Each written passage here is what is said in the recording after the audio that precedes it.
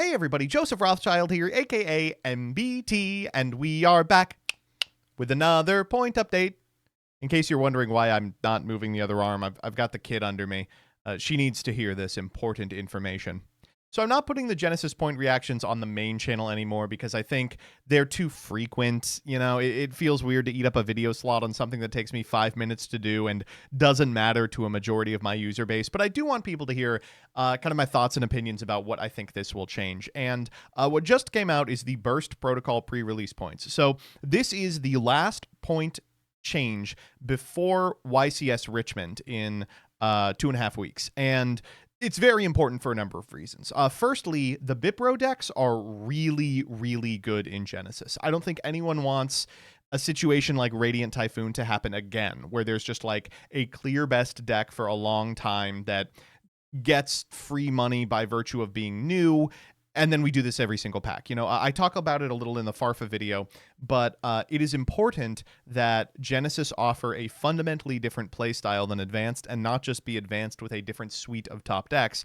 And one part of ensuring that doesn't happen is making sure at release outliers in terms of power, even in this lower powered format, are appropriately pointed. And that has to happen by way of exactly this.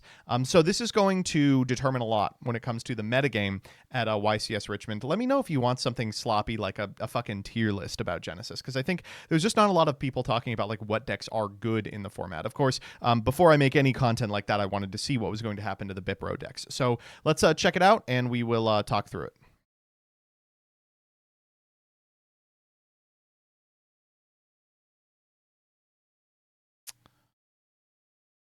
Okay, so none of this is like super shocking, I guess I would say. First and foremost, Fallen of the White Dragon being at 30 is, I think, exactly where it needs to be. Like, expensive enough that people would consider playing it, but not so expensive that, like, or so cheap rather, that it can just go in everything. Because make no mistake, were this card like 10 points, it would be in every deck. Walbaz is one of the strongest cards ever printed. It's specifically strong in Genesys because the entire setup line doesn't need to go through like links. It's so available. I am very happy to see this card appropriately pointed. And I think, to be clear, I think this is still very playable in the format at large. I think there's a world in which you play like 2 of this and 1 of Ecclesia and the Dark Dragon, and then maybe you like find space for like a Fallen and the Virtuous, old Ecclesia. You play like a Cartesia in there, an old Albaz. Like there's a lot you can do with this card. Elfnote Power Patron at 15 is good. I do appreciate that we're not just doing whack-a-mole when it comes to the Medius decks. Like, Art Mage is really good, then Doomsday is really good, then Elfnote is really good. Elfnote was poised to be pretty powerful. Hitting the Power Patron of 15, I think, doesn't stop it from being played. Like, you will play the Power Patron, and you will, you know, have to deal with this strategy, but it won't feel like the uphill battle it would if it was free and it got to play like all the hand traps that Doomsday can, like the Ash Blossoms and the Nibiru's and stuff. Armage Non-Finito is a weird card, and I'm actually going to group this with Spenta, which sounds kind of strange. Both of these cards are poised to be very powerful in the TCG. Like, they are designed with applications in Advanced in mind. In Genesys, I think both of them are much less good. Spenta, obviously, because we don't have Artemis. That's like a pretty realistic one. And to be clear, I think at 15, this card is unplayable without Artemis. I'm willing to be wrong about it. But Artmage Non-Finito, I think, boxes out a specific situation in Genesys. Ivy, of all people, was talking about this earlier today, and I'm literally just parroting her opinion.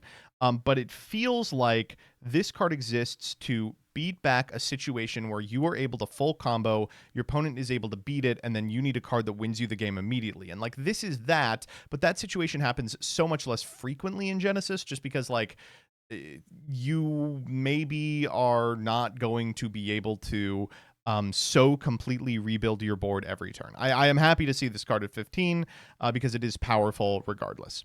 Sheena Twin Tempest of Celestial Thunder at 10, I think might even be too low. I think that Radiant Typhoon is still a very good deck in Genesis. It gets a lot better, even though it doesn't have access to the Link to. Getting access to the new Quick Play, as well as Sheena Twin Tempests of Celestial Thunder, is a big deal. And that deck is still way underpointed, now has the ability to play this card that just says bounce everything. I think this not being prohibitively expensive functionally pushes a lot of the like sit and destroy decks out of the game. Like, I would feel really, really scared registering a Doomsday deck that aims to make the Xyz monster and sit on it, right? I would feel really scared registering like Fire King in this situation, right? This is just a card that has a type of removal attached to it the decks are unprepared to deal with. Zaylin the Shackled Dragon at 10, again, seems a little low. KT is already really good in this format, and this is a card that will go in there, but it'll also go other places. I think the reason it's 10 is because it puts it in line with other really powerful extra deck guys. Like, if you want an extra deck, a strong extra deck guy, somewhere between 10 and 20 is kind of the sweet spot. I'm thinking like Zeus, Typhon, UDF, Dragite, stuff like that. And you know, this is a little lower on that scale, but definitely I think we'll see play and people will make room for him. Canine Ripper M, I really couldn't tell you anything about the Canine cards. Like, they have all been so conservatively pointed. Every single card with Canine in its name costs 1 trillion. Ripper M could give you 10 points if you put it in your deck, and I think people still wouldn't be willing to experiment with Canine, which is for the best. Like, the first week where it was not prohibitively expensive, people were playing the hell out of Canine. I'm glad that it's largely disappeared. I appreciate that they are committed to its continued disappearance. Forbidden Crown at 10 is pretty scary, to be honest. That is a really good card to be at 10. I know I feel like I've said that a bunch of times here, but when it comes to the quick play spells that kind of win you the game, Forbidden Droplet is played pretty consistently, pretty frequently.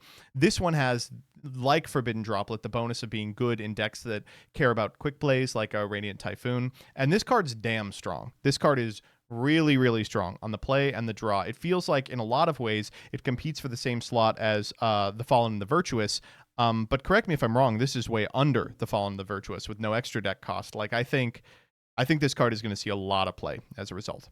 Mercurium, the Living Quicksilver at 10 is fine. I mean, this card is just irritating. I think its only home at present is going to be in, like, Peeps' dumb fucking stupid Tistina deck, and 10 is good for that. Puts it in the same range as, like, Varudris, and the rest of the deck is unpointed, so you can't play it with the version that's on the Tearlaments, but no one's playing that except for him anyway. And then Ecclesia and the Dark Dragon, I like this at 3. You know, it just needs to have something attached to it, some point value, so it's not totally free. But of course, the power of this card comes from playing a card that is literally at 30.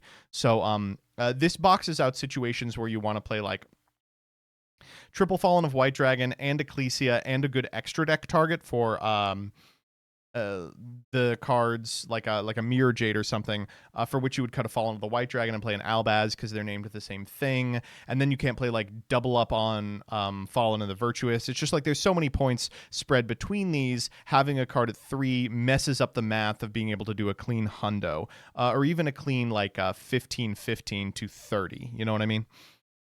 All in all, this is way less than I expected would come out of the Burst Protocol pre-release points. Like, Power Patron Elfnote at 15 is big, but no other Elfnote card really on here, right? The Sheena Twin Tempests of Celestial Thunder to 10 is good at a time when RT is going to be playable in Advanced, courtesy of a link that we don't have, but still. This Zaylin is a really cool card in arguably the best deck in the format. And Forbidden Crown is nothing to shake a stick at. I am a little concerned about what's going to be playable as a result of this. I'm interested to see what people come up with for Richmond. And of course, if you want to know what is going to be playable, I'm going to be putting what I know on the MBT Yu-Gi-Oh! YouTube channel, starting with a video tomorrow about a Genesys deck that I think people are kind of sleeping on. That's all for me. Let me know how you feel about the changes. What are you planning on building? Is it going to include BPRO cards? Are you excited or disincentivized from playing BPRO decks as a result of this? What are you playing at Richmond? Tell me, and tell me your name so that if I see you in bracket, I will know what you're on before game 1. Okay, bye-bye. You want to say bye-bye, sweetie? You got something to say?